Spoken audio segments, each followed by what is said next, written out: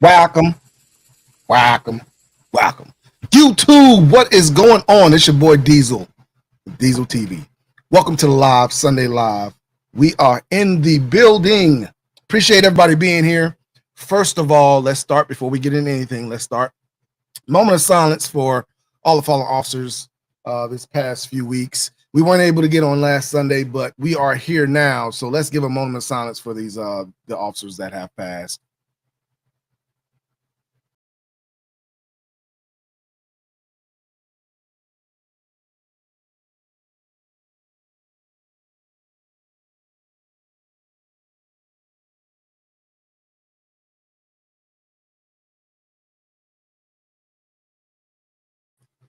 All right. Prayers to those families that have lost a loved one working in the line of duty. All right, let's get on to it, guys. So, how's everybody doing this Sunday, man? I see everybody in the chat.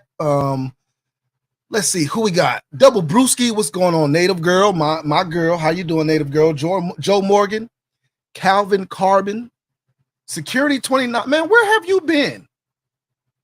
Hey, where has Security 29 been? I ain't seen him in a while. He hasn't been here in a while. Security 29, man, it's real good to see you, man. How are things going? Jacques Cartel, we are in the building. What's going on? Big Easy. Shout out to everybody, man. Shout out to everybody. All right. You guys know what it is, man. Support the channel. Hit that Cash App, super chats, all those things. Support the channel and what we are doing here. You guys know it's been kind of hard for me to get on YouTube like I have been before. So we are trying to make things happen when it comes down to it. But today, I do have something I want to talk about today. Let's get into the show. All right. We're not going to have a very long show. I've got a few things that I've got to get going before tomorrow, Monday morning stuff for work. And I want to play my PlayStation. So we ain't going to be here for too long, but we going to be here. We here now. Okay. So make sure you hit that like button, guys. Also, we got 10 people in watching, only 8 likes. We know we ain't big time, but let's get some likes up. All right. Let's get some of them likes up. So I got something I want to talk about because I've been talking about this for a while and a lot of people have asked me about this. All right. So I was on YouTube, just going through my feeds of some of the things, and I had I can't remember who it was that I had on with me. He came up and spoke with me on a panel, but he told me to check out to a cop's channel. So I subscribed to it. I checked out some of their videos and stuff like that. Very informative. If you don't know about 2A Cops, go ahead and subscribe to that channel because it's very informative when it comes to law enforcement, how law enforcement think. It's just a bigger channel on the YouTube platform than mine. Basically, doing kind of the same thing that I'm doing when it comes to law enforcement. Now, they don't review guns or anything like that. They get more into the political side of it. All right. So go ahead and support 2A Cops channel and, show him some support. But I was looking at one of his videos that he made yesterday, the new video he dropped yesterday. And one of it was the whole topic was he sent out well, you know what? I'm just going to let him explain it because I found it very, very, very interesting because I've gotten this question a lot, especially on these YouTube streets, on if I would support confiscation of guns, right? So we are going to go ahead and start up. It's supposed to be full screen. It is full screen. All right, so we're going to go ahead and start up this video basically of what he did. All right, so let's get it started. And I'm going to be talking in between to let you guys know my point of view. Welcome to 2A Cops. My name is Keith. In this episode, we're going to talk about what cops really think about the Second Amendment. Now, I did this video because I kept hearing from people in the 2A community that they were afraid that their local police were going to take their guns and confiscate them in some mass government confiscation. If the president came down and said, seize all guns, that the cops would just march out and go do that. And I knew the truth because I work with cops every day. I train cops from coast to coast every single week. And I get a chance to talk to cops from all varieties of life in different states. And I knew how they felt and I knew what they were going to do. Also, I worked in the most communist county in America. I worked in the San Francisco Bay Area. My jury pool was Oakland and Berkeley.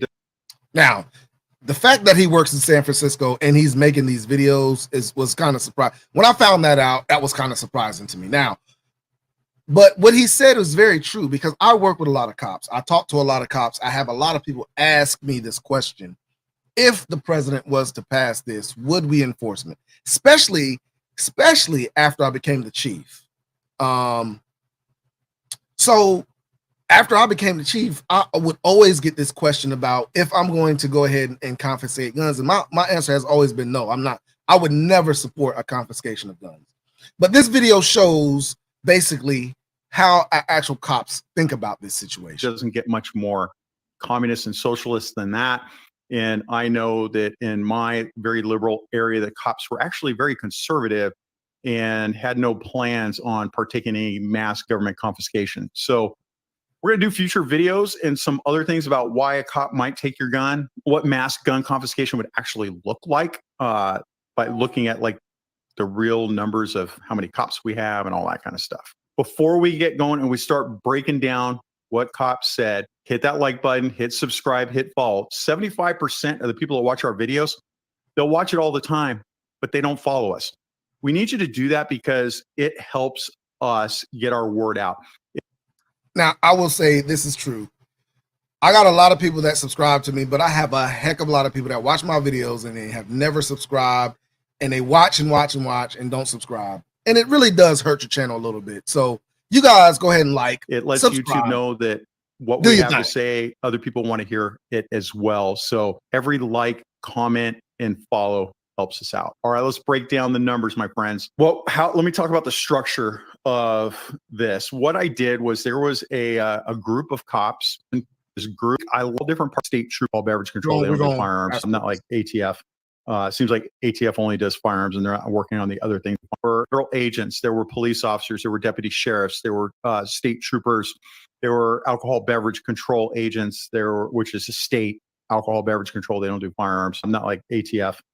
Seems like ATF only does firearms, and they're not working on the other things they're supposed to work on. But I digress. All right, please don't shoot my dog. All right, so we asked a variety of questions, and then we had them answer. There were, I want to say, just shy of 10,000 answers in the week that I had the poll up. And yeah, it was interesting. All right. So the first question I asked was, do you support the Second Amendment, the right to keep and bear arms? Now, overwhelmingly, the answer was yes. 100% of the officers said that they support the Second Amendment. Now, that bears repeating. Every single officer supported the. Now, mind you guys, every single officer said they support the Second Amendment. That's 10,000 officers that he did for 1 week, right? Said that they support the Second Amendment. Every single officer that I've spoken with, that I have had these conversations with, say they support the Second Amendment. Now, what that breaks down to is something totally different of support from one to the next, right?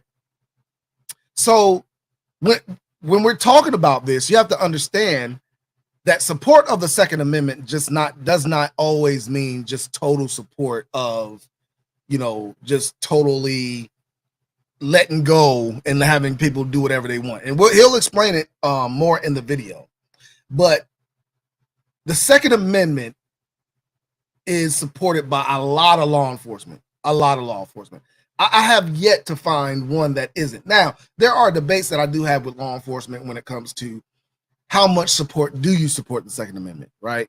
And we're going to touch on that a little bit here in just a minute. The Second Amendment, there was not one single officer who said that they don't support it. Now, not only did they support it, but we let them have a chance to leave some comments. And some of the comments were stuff that would make you feel good, right? There were no negative comments. It was, the meaning of the Second Amendment is clear, and the Constitution was designed to protect natural rights. Another officer wrote in, our founding fathers saw the oppression of government power, and now more than ever, we need more support to keep the leftist government officials wanting to take everyone's guns.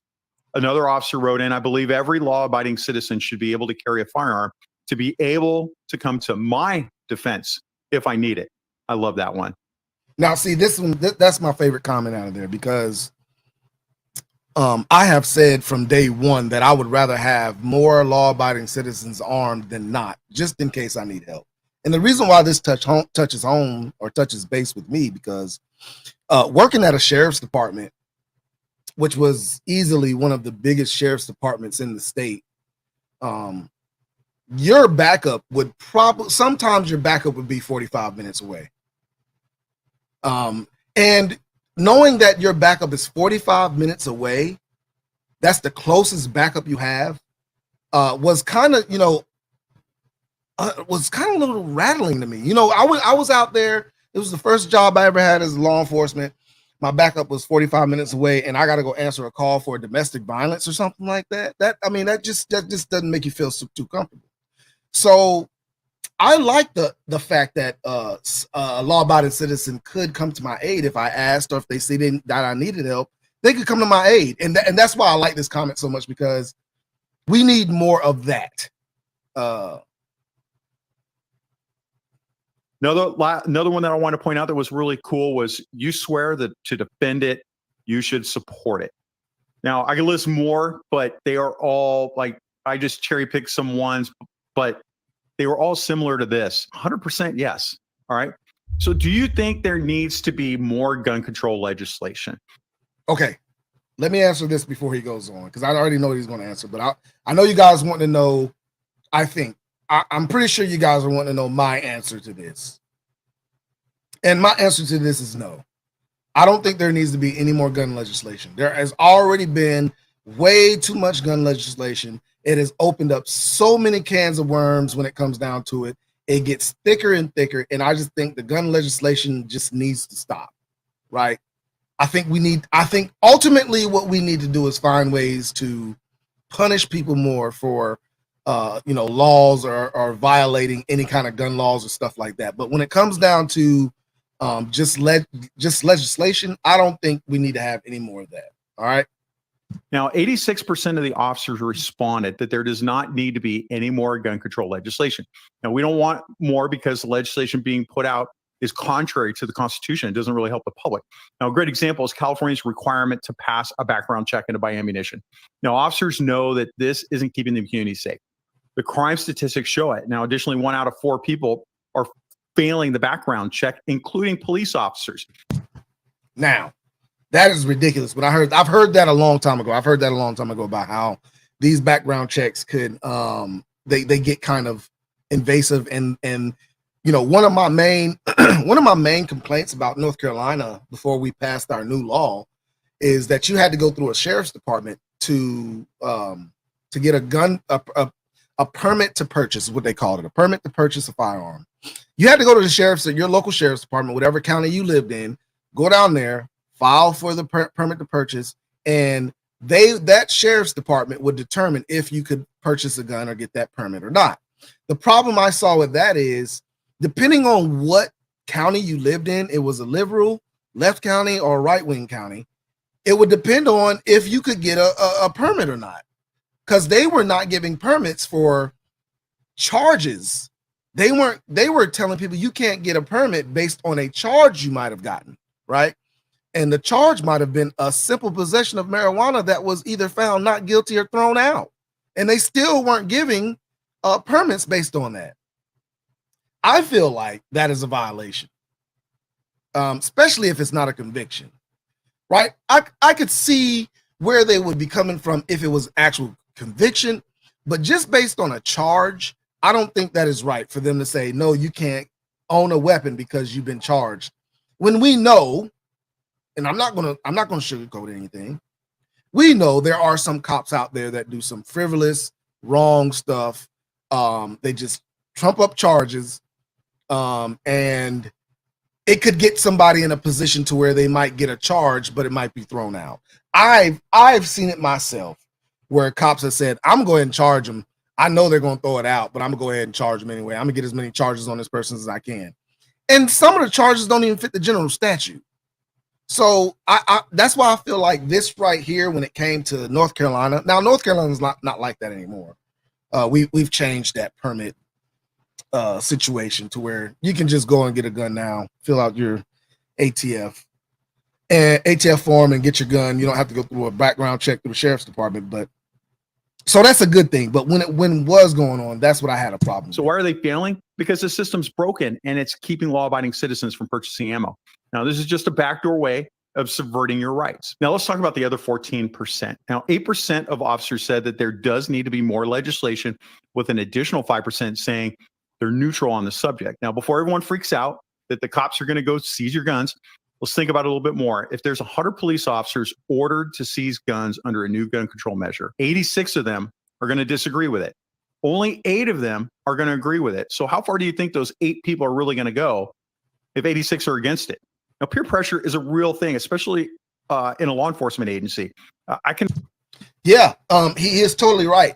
When it comes down to it, and you have a lot of officers that are wanting to do something one way or not, he is right. Peer pressure goes a long way. You have officers that compete on how many tickets they can write, speeding tickets, stuff like that. You got officers that compete on how many felonies they can find, get charges on felonies and stuff like that. Drug charges, things of that sort. You have officers do that kind of stuff, right? And when it comes down to it, if an officer is going astray, let's say an officer is doing something way out of line, they're being very lazy, they're not stopping anybody or anything like that, there will be some jokes, there will be some talk, right? That officer will probably be the only one that they talk about for a couple days when that topic comes up. And there will be some things maybe left in his box to let him know he's lazy, let him know that he's not doing his job or something like that. You know what I'm saying? A little bit of brotherly love, I like to call it. I got an officer now, man. We call him the shit magnet because he is always getting into something. Like, he is always getting into something. But I have always made the comment, like, why is he the only one getting into something, right? It's not the fact that he's looking to get into something. I believe it's just the fact that he's doing his job. And now that we've got that going around, because I make the sly remark, I don't pick at him. Now, everybody's saying that he's a shit magnet, and I've even said, yeah, he's a shit magnet. But ultimately, what I come back and say is, we can tell who works and we can tell who doesn't, right? And that's my only saying is, when it comes down to my office, is we can tell. If you're the only one getting all these charges and finding all this, why are you the only one finding drugs? Why are you the only one getting speeders? Why are you the only one finding guns? That kind of stuff. It's because nobody else is working. He's actually doing his job, right? Can really equate it to, it's like being in the military. If you're out of line, people are going to put you back in line. Now, here's a sampling of what officers said about this particular poll. Now, control in the sense of stricter penalties for felons going armed, and gang enhancements for those that are affiliated going armed during dangerous felonies. Now, I'm not defending. Now, I would say, I don't think that needs to be gun legislation per se, but I do agree with that statement. I think stronger penalties for violations of somebody doing something that should not have had that gun in the first place, I think those penalties need to be stronger. And they need to be upheld, because a lot of the problem is that we do have strong penalty. It's just that they're not upheld in the courts. They're not upheld in the sentencing, things of that sort. You know what I'm saying? So I agree with that comment. Ending this, I'm just putting in a perspective of some cops. Now, there's a lot of people say, even if you're a felon, you should be able to have a gun. I agree with that. I do. But the problem is there are some cops that work in states like California where it's very hard to get convicted of a felony. And if you do, you're a really bad person. It's not like some other states that really they convict everybody for everything. And some of those felonies, like bad felonies, you're in prison for a long time and don't come out. Now, this is what I will say. In my county, it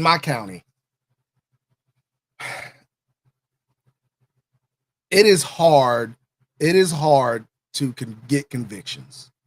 Well, you know what? Well, in my county, it is hard. I'm just going to go ahead and say it. I've worked in 8 different counties in my state, North Carolina. I've worked in 8 different counties. And getting convictions has never been this hard. I've never had to do so much on an investigation that I've had to do in this county. particularly because of the DAs. Now, I'm not talking trash about the DA's office. Please don't think that. But when it comes down to it, sometimes, and I've heard this at other counties, how hard it is for them to get it done and stuff like that. And it's only because a lot of these DAs want an open and closed case. They want something open and shut they can deal with, and it's a guaranteed conviction. If it's not a guaranteed conviction, they're going to plea it. They are totally going to plea it. I've got a few cases in right now, one being a drug case, and I don't know why, but they're wanting me to get a witness statement from somebody for some reason. And I've never, as long as I've worked narcotics, I've never had to get a witness statement from any of the neighbors saying that this is going on, this is what they've seen, or anything like that. I've never had to do that. Now, for sentencing, I might do that, but just for the case, I've never had to do that before. I don't understand that. So just, in my county, it is a little bit harder to get a conviction because of what's going on with the DA's office, but it's not as hard as what he's trying to say. I mean, we get convictions on felons and stuff like that. I just recently had a run-in, and I'm gonna talk about this story later, but I'm gonna tell you about this. I just recently had a run-in with a guy. I arrested this guy in January. I arrested him for being of a motor vehicle, theft of 2 firearms. He stole 2 firearms. We recovered one of them, and we still haven't recovered the second one. When I found him, he had a firearm, a concealed firearm on him at the time. He did not have a concealed carry permit or anything like that, right? Charged him with the felonies, everything like that. Just ran into him Friday for breaking into another car, and he's not a convicted felon. Now, why? I don't understand. I don't understand why he's not a convicted felon. Because when we found him, he had 2 additional guns on him. And if he was a convicted felon, that would have helped out a lot more. Hold on, guys.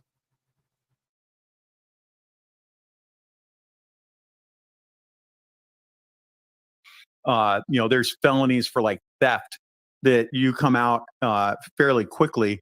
In California, you won't get a felony for theft. It's just not going to happen. So in certain states, cops only see bad felonies, meaning violent crimes, pedophiles, gang members, drug dealers, stuff like that. So I think that's where they're coming for, but I'm not positive about that, but I'm just putting things in perspective for you. But hash it out in the comments. I know you guys are. All right. So another comment was required to report lost or stolen, meaning that this officer is just saying that if you have a lost or stolen gun, you should report it. And that's because he's probably finding guns on the street that were not reported stolen that should have been. Another one was individual mental illness and violent non. So let's talk about that. Let's talk about that loss of stolen guns. See, I understand where that officer is coming from. I really do understand where that officer is coming from. But the problem with that is we get a lot of stolen guns where the person has not kept good records and they don't know the serial number to the gun. So we can't put it as a lost or stolen gun and report it in the in NCIC. We can't report it to NCIC as a lost or stolen gun without a serial number, right? So I get where he's coming from, and who's to say these people have not reported these guns stolen or lost? Like there's nothing saying they haven't. The only problem is that when you report a lost or stolen gun, you have to have a serial number. So I get where he's coming from, but I don't totally agree with him, because once you force people to do that, that's not going to change the situation we have with finding guns that have been lost or stolen. We don't know that, you know what I'm saying? So that's the thing. Now, I know for a fact that I have returned maybe 2 or 3 guns to people that were reported lost and stolen, but they didn't know the serial number. So when I did an ATF search on it, it came back as their firearm, and I called them and told them we found it. And then they asked me, how do I know it was theirs? Because I did the trace, all this stuff, and it's a wash. We get them their gun back. So that's why I say I don't really agree with that statement right there, because sometimes people just don't keep good records. Gun, you should report it. And that's because he's probably finding guns on the street that were not reported stolen that should have been. Another one was individual mental illness and violent non-felony history should be identified as and restricted. Another person said the right kind need to go after mental health and criminals. So there's kind of a long theme here where the cops want to go after violent criminals and people with mental illness. Now, mental illness is a slippery slope. I don't even like to touch it because there is no good answer for a mental illness. Because mental illness could come about at any time, right? That's one of those things that you could be fined for 10 days. I mean, for 10 years, and one day you just snap. And how do we fight those kinds of things? So once we go to start trying to fix that, there's always going to be that problem. And I'm scared, I'm concerned that if we do start on that path, once we start on that path of mental illness, they will try to paint the picture that there is no good unless we just take all the guns, right? There's no good mental illness bill or anything like that unless we just take all the guns. And I don't want it to be that way. So that's why I say, mental illness is probably one of those things I would not want to want to get involved in. Hold on, guys. My connection is I gotta make sure my connection is good because it was kind of wanky. I was on Wi-Fi for some reason. I had to switch it off Wi-Fi. I'm hardwired, so we're good. Let's move on. And you can't blame them because they're dealing with it every day. They're not like normal people that go about their normal day. They're seeing this every day and they're worried about their communities. Another person says it depends on the legislation. I believe banning high capacity magazines and waiting periods are ineffective, but support better background checks for all transactions. There is no easy black and white answer on this. And another person wrote, make gun show sales consistent with regular gun sales, come up with a means of identifying mentally ill to help restrict them from attaining firearms. Okay, so as you can see, most of the officers are concerned about people with mental health issues or a violent criminal history. So their concerns are understandable since they're tasked with protecting our communities. No one said we need to go out and start confiscating guns. Our poll shows this, as does others. So do you think, the next question we asked them was, do you think any of these gun control laws are unconstitutional? Yes. Now, most officers unconstitutional felt felons in possession of a firearm were inappropriate. Only 10% felt that felons should have guns. However, a full 42% felt that the National Firearms Act was unconstitutional, and 78% felt that the prohibition of assault weapons were unconstitutional. Almost 60% disagreed with red flag laws. So, red flag laws are a total bullshit law that I just do not like. Red flag law is what I equate to an upset girlfriend, right? If somebody's upset with you, they can use that red flag law against you. And I can't stand anything like that when we leave it up to a person that is upset or mad at you. They can just go down and get your guns taken. And then at that time, how far does that go, right? Does that go to the ATF? What they said that you were mentally ill or something like that? Because that's probably something that they're going to have to say to get your gun taken. So how far does that go? So what did the officer have to say? Here's a sampling of some of their responses here. So one officer said, I was shot in the line of duty. I don't blame the firearm, but convicted felon who shot me. Oh, wait, according to the law, you shouldn't have had it. Shake my damn head. All right, so this officer got shot by a felon, and he's holding the felon responsible. Okay. States can't be trusted to work in the best interests of their citizens. California, New York, New Jersey, Illinois are glaring examples of what happens when you elect those that don't act in your best interests. Now, another officer said, criminals equals crime. Let's keep them locked up, at least the dangerous ones. They're dangerous with or without guns. Then we don't need gun control laws. That criminals ignore anyway. So another officer wrote, an armed society is a polite society. I'd agree with that. 100% agree. An armed society is a polite society.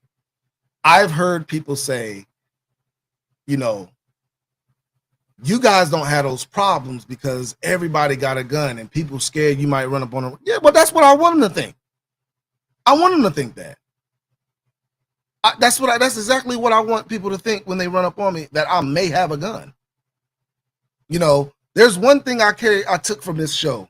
One saying I took from the show. Make sure you know your ABCs, right? Always be carrying. right? That's me. I'm always carrying. I always have a firearm on me at all times when I'm out in the public. At home, I got them all around the house,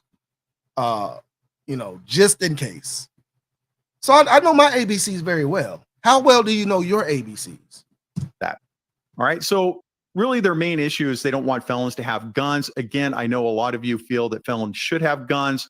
I myself feel that most felons should have guns. I think what these officers are thinking of is they're thinking of these violent felons, the pedophiles, the drug dealers, the gang members, the people shooting other people, stuff like that. But now, this is where I differ a little bit. No, well, I don't differ. I think a felon should be able to protect themselves in their own house. However they feel like they need to do that, they should be able to do that. Now, as far as going out and possessing and carrying that gun and all that stuff, that's where I'm kind of on the fence about. Not on the fence. I don't want it to happen. This is how I feel, right? You as a citizen, you get every single right that America affords you, right? But if you do something to get your privileges taken, that's just like my kids. If they do something to get their privileges taken, that's your fault. That's nobody else's fault but yours. I think one of those privileges should be allowing to carry a firearm outside of your residence. That's what I think. I think that felons should not be allowed to carry outside of their residence. But I think they should be able to defend themselves in their own home. Hash it out. Let me know in there. So one other thing that we did follow up we did this. We put out the results, and a lot of people asked something that I thought was common sense. Also, guys, if you want to come up on the panel and talk about this, go ahead and hit I got it pinned to the top. The link is pinned to the top to come up on the panel. Talk to me about this whole situation. It's open. Okay. People were saying, are they going to come take my semi-automatic firearm? And to be honest, I didn't put it in there because I thought the other questions covered it. So we did another poll, and we just asked, basically, will you participate in mass gun confiscation? Now, I went back to that same group, and I had about the same number of people respond. And the first question was simple enough. If the Biden administration is able to pass a law to confiscate semi-automatic firearms like AR-15s and AKs, will you take part in seizing those guns under the new law? Of all of the participants, all but one person said they would not participate in confiscation of these guns. One person. So out of the thousands of people that responded to us, one person said they would. Now, I personally think that person was probably punking the system, because that's what cops do, is they like there's always that one guy that will always vote arbitrary. Well, let's say he is. You got to have at least one asshole. At least out of 10,000, you got to have at least one asshole, right? Is really going to follow through with that order. He's by himself. Do you think the other 100 cops are going to let him go do that? Man, it don't work that way. Okay. Now, the only thing that scares me about that one person, all it takes is one chief. Because, I would not do that. I don't care who can. I don't care if my town manager, my direct boss who determines if I have a job or not.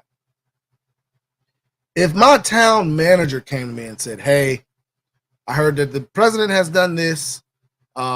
We are going to be doing this. I said, no, we are not. I would tell him, no, we're not doing that. I am not going to participate in that. And if they fire me, listen, it is what it is. I would lose my job because, for one, not only of the fact of, just violation of your Second Amendment, but just the fact of how dangerous that would be for me and my officers to go marching up somebody's stairs where they know what we're coming for. They know what we're coming for, right? Go marching, knock on the door and say, hey, give me your guns. Like, really? I'm not doing that. No, I'm not doing that. Anti-cop people are going to latch onto that one person and say that they're going to confiscate guns and say that is one too many. And I actually agree with you. It is one too many. However, law enforcement's not immune for peer pressure. Okay. So how far will one person go trying to participate in gun confiscation? not very far, to be honest. We're going to kick their rear end. So here are some of the responses that I got back, though. So I will not enforce any blatant unconstitutional law or decree. Hell no. No, just no, but no, shall not be infringed. I took an oath to uphold the Constitution of the United States, not prevent it. Most of our rights and liberties are based upon conduct. Actions are more appropriately regulated with meaningful consequences rather than objects. This is especially true when those objects are arbitrarily identified by more cosmetic traits and perception.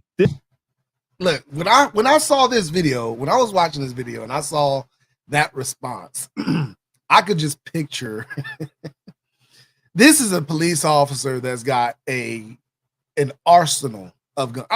It's got to be an arsenal of old, new, relic guns, expensive guns, non-expensive guns. Just with that response, I can tell you he's probably got some nice stuff. This isn't even something I would consider.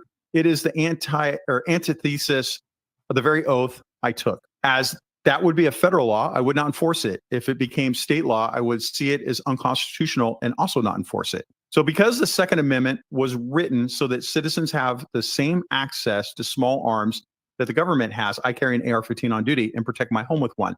I would expect nothing less of our citizenry. Now, the next and last question, the last question was about registration and then confiscation. So I simply asked them, if the Biden administration requires owners of semi-automatic firearms like AR-15s to be registered, would you seize an unregistered firearm you came across in the street and arrest the owner? For this question, 5% said that they would seize unregistered firearms. So I'm gonna let this part go all the way through, and then I'm gonna talk about this in a little bit more detail when it comes down to it. 5% is not enough to carry out confiscation. Okay, we'll cover that impossibility in another article later on. With that said, these cops are looking at it in a more analytical light than the average person. Here, they're thinking about the gun being used in a crime or some other event, which is outlined in their comments. So one of the comments made for confiscation was the answer is actually maybe, depending on the circumstances, who I'm dealing with and why I'm dealing with them. Here, this is an officer that's thinking about public safety. His view is that he would do it if it were a gang member, drug dealer, domestic violence, or some other issue where he feels the perpetrator will do harm with it to the general public. Now, the only other comment for seizing post-registration said, if the registering is deemed constitutional, then I would have to follow the law by oath. Registering is not prohibited ownership, it just sucks. Now, as for the other 95% of the officers said that they would not take the firearm, 95%, okay?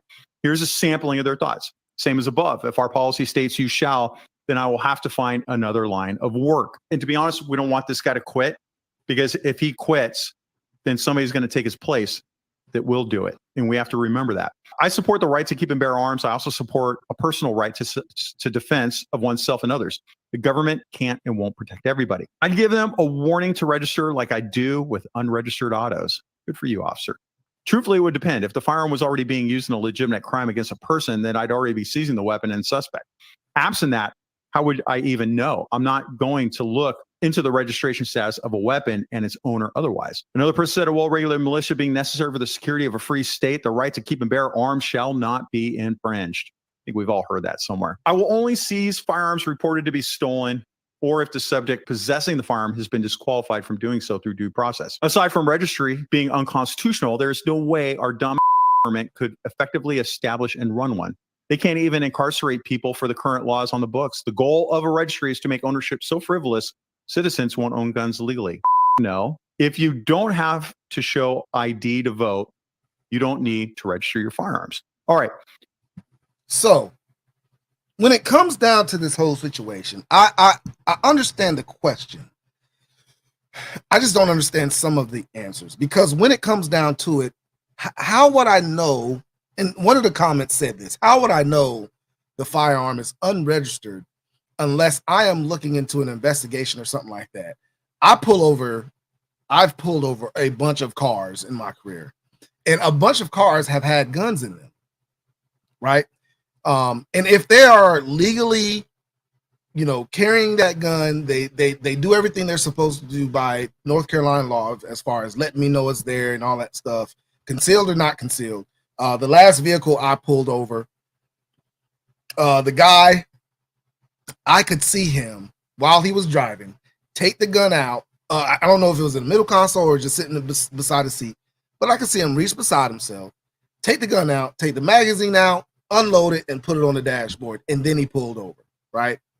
I saw him do it. I saw him do it. Now I couldn't see it was the actual gun until I walked up to the vehicle, but I saw him place it on the dashboard, so I assumed it was a gun. But even in that situation, I told him, just keep your hands from the area of the gun and we won't have any problems. I didn't take the gun out of his car. I didn't run the gun's numbers or anything like that. He didn't do anything wrong. He didn't violate the law in any kind of way.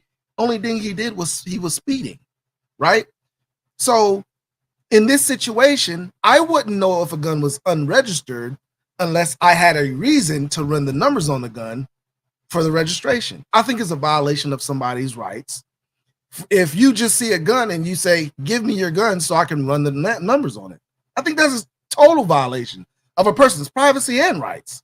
So that wouldn't be a situation. I don't think that would be a situation in the first place. Now, would that be something I would use for a criminal if I were to run, if I had a reason to run a gun and that person had an unregistered firearm that was supposed to be registered? Probably, maybe. I might do that. And it's just to help the process of getting that person, making it harder for that person to obtain another gun, right? That is the only reason for that. Outside of that, there wouldn't be no reason for me to use this. So look, I wanted to show the good, the bad, and the ugly. Okay. I keep hearing from people that cops are going to take all my guns. And I want to do a poll. It's not scientific, but man, I did ask a boatload of cops, and you got to respect that. What they would do, it was all anonymous for them.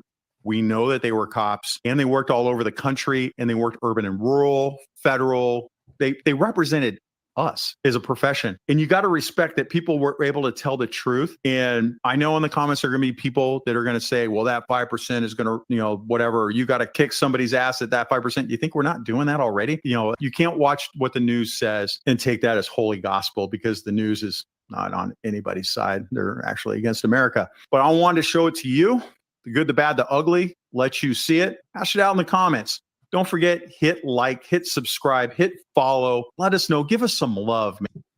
All right, guys. So that is the end of the video. And guys, if you guys are subscribed to 2A, let him know that I did this. I would love to talk to him. He's on the other side of the state.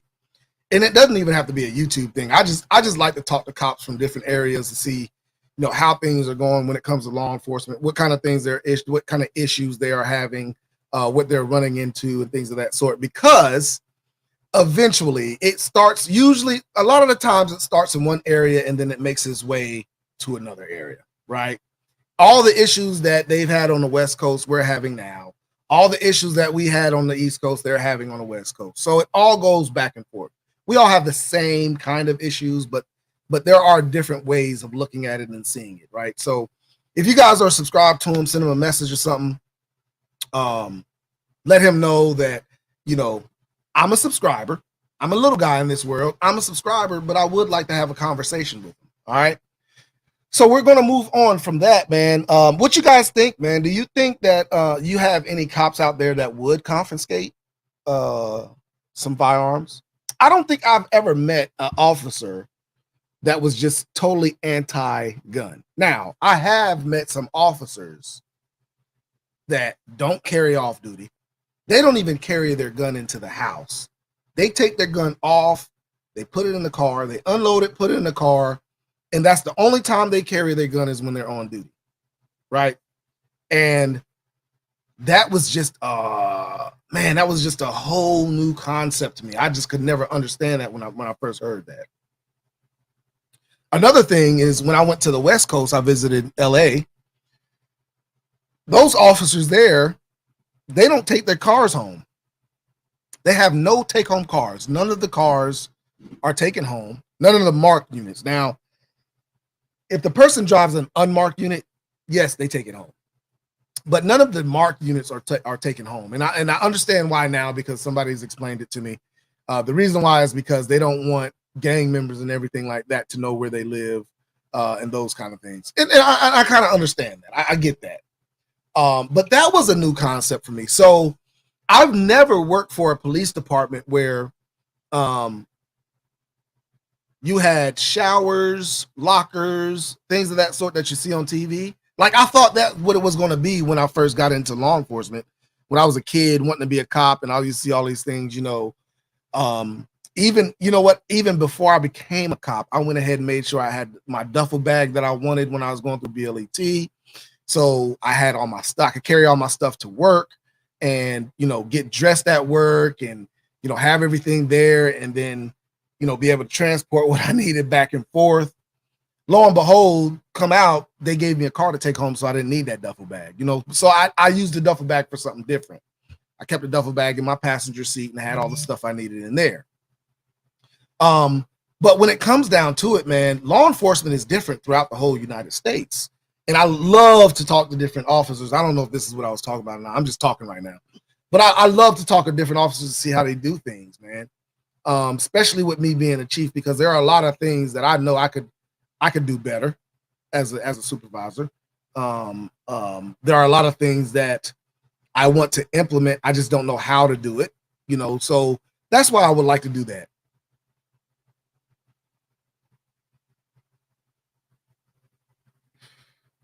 So Mr. Timber here, he says, you have to always think that the citizen could shoot you when you stop them. That must be a psychological tense. Listen, being the police is very, very mentally draining. Just the heightened sense of alertness while you're at work. Even if I am just in my office all day, I am drained when I get home. That's why it's so hard for me to do these videos when I get off work. Because I am just tired. I'm tired.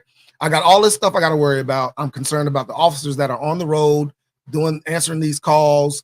If a call comes out and the officer has to go, domestic violence calls are one of my worst nightmares. I hate domestic violence call because you just don't know what you're going to get. That, and when an officer stops a car, right? Those are the two things that really, really get my mind going and start, listening to that radio, making sure he's good, checking on him and stuff like that. So it's very mentally draining. But to say that you always think that a citizen could shoot you, that is a thing, but I don't approach it like they are going to shoot me. That's the difference between it.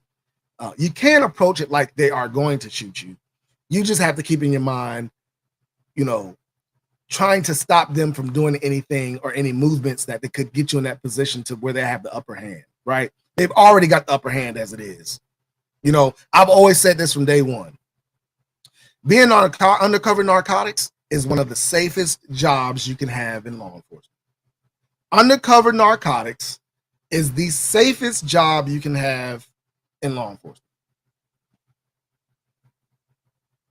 The reason why I say that is because everybody you walk up to, they have no idea if you're the police or not, right? Me being in uniform, they know before I even get out my car, if I'm in a mark unit, they know before I even get out my car if I'm the police. And if that person is just wanting to hurt a police officer, or he knows that the next one that comes up to him or something like that, he's going to do something to him. There it is. Right? So when you're wearing just street clothes, and what I wore as a narcotics officer, I had earrings. I always wore a fitted hat. I always wore some kind of t-shirt and jeans and some boots or some shoes, like some Timbs or some Jordans or something like that. That's how I dressed on a day-to-day basis when I worked undercover narcotics, right? I had my gun on me. I didn't even have my necklace badge on. I just had my undercover gun on. All my credentials were in my wallet. There was nothing that could actually pop out or anything like that to say that I was the police. When I actually did a buy, I didn't have none of that stuff on. Only thing I had was a gun. I didn't have my driver's license, nothing like that. I have none of that stuff on me. And the reason why is because as long as they might think you might be the police, they're less willing to do something if they know you're the police. Two totally different things. Thinking is one thing. I've had them question me before, asking me if I was the police and stuff like that. I've never had anybody just call me out as the police. They've always questioned it, and they were too nervous and they probably wouldn't do the buy or something like that. They probably wouldn't sell anything to me. But I have never ever had anybody say, "Man, you are the police. I know you the police. Like, you smell like police." Like, I've never had that happen. So that's why I say it's one of the safest positions to have when it comes to law enforcement. It's very fun. I will say that. Very fun job. All right, going back to this story that I mentioned while we were talking about this. So we had a B&E happen in my town. And this is one of the problems that we have when it comes to law enforcement, right? We had a guy, a woman came to me, called dispatch, had dispatch tell me to give her a call. I called her, and she said she had a video she wanted to show me. It was a video of somebody breaking into a car inside of our town. I said, okay, well, let me see this video. I don't know what you're talking about. We haven't gotten any reports of a B&E, so I don't really. I didn't think it was even in my town because we hadn't had no recent reports of a B&E. So she showed it to me, and she said, hey, this car was broken into last night. It happened in our town, but I know who that person is. Well, I know where that person is. I know where he is. I don't know who it is, but I know where he is. I said, okay. Looked at the video. Lo and behold, the person in the video had had a scarf on, had long sleeve shirts. Only thing you could see was this part of his face. You could see it was a white guy, but his build, I could tell by the way he was built. I said, I know exactly who that is. So after I saw the video, he broke into a car, didn't get anything. It was funny because on the video, you see the guy opened the door, and it's on one of those Ring cameras. It's not the doorbell camera, but it's like the spotlight camera. And the guy comes over the radio. He says, "You must want to get shot tonight. You better get out my damn car." And the dude closes the door and runs off, right? While he's running off, he said, "Next time I'm going to shoot your ass." And that's it. So I got a little laugh out of that. But I asked the lady, I said, "Where is this house at?" And she said she didn't know exactly where it was. So what I did was I went out and I found where the house was based on the video. There were some numbers on the house. So I found the house, went to the guy, asked him, I said, "Hey, I saw the video from last night. I'm trying to figure out what's going on and why you didn't file a report." He said, "Well, I really don't want to file a report because he didn't take anything and I don't want to have to go to court." Totally get it. Totally get it. The only problem with that is like I told him, I said, "Listen, I've arrested this guy before for breaking and entering in the cars." I said, "I really need you to file a report and file the charges or accept filing the charges so that we can get him off the streets so he doesn't break into any more cars." Because I don't know how many cars he's broken into. He probably went up and down that street tugging on doors to see if anything was open because there were two cars in that driveway. One of them was locked and the other one was unlocked. The unlocked car was a car that they haven't driven in years because it was broke down. I said, so I don't know how many cars he attempted to break into or anything like that, but I know for sure he broke into one of yours. And I would like to get him for the attempted break-in in one and the actual break-in in another. He said, okay, he went through. I said, well, I'm going to make it to where you don't have to go to court. We got this video. We got everything we need. I'm going to talk to the DA's office and try to get it so you don't have to go to court. Now, is that going to work? I don't know. I'm hoping, but we will see. So we go to pick him up. And he got arrested. It was exactly who I thought it was. The dude actually had the same clothes on from the night before. He had the exact same clothes on in the video. So we picked him up, arrested him, and found 2 more guns. Now, if he would have been convicted of the crimes that he had did at the beginning of the year, he would have been convicted felon. Now, he was on probation, but he's not a convicted felon. And that's the thing that really frustrates me when it comes to law enforcement and the judicial system, is that we work very hard to get these charges and these criminals and stuff like that. If you knew how much paperwork we had to do for a felony case packet, it's oh man, you work all day trying to get that one packet done for this felony that just is going to change to a misdemeanor, plea down to a misdemeanor.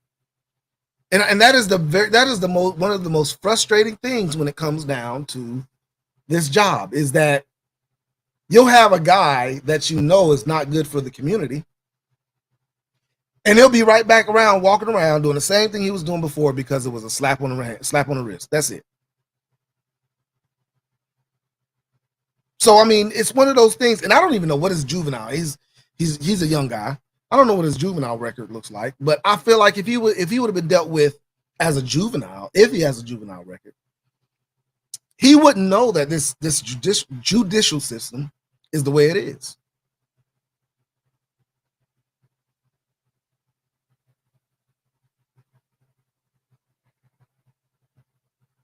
So, guys, put in the comments about how you feel about this whole Second Amendment conversation that we had today. As I told you guys, I wasn't going to be on here for that long, man. I really got a lot of things I need to do. Golly, it's 5 o'clock. It's a lot of things that I have to do today before I get ready for work tomorrow. And I still want to play my PlayStation. So I'm going to go ahead and let you guys go. I hope you guys enjoyed this conversation. I really am glad that I got to let you guys see that. I'm glad 2A Cops did that video, because it has been a very, very common question for me ever since I became the chief, of if I would enforce that, if that would ever happen. So guys, I hope you liked it. Make sure you hit that like button. Make sure you subscribe. And y'all know what it is, man. I'm out.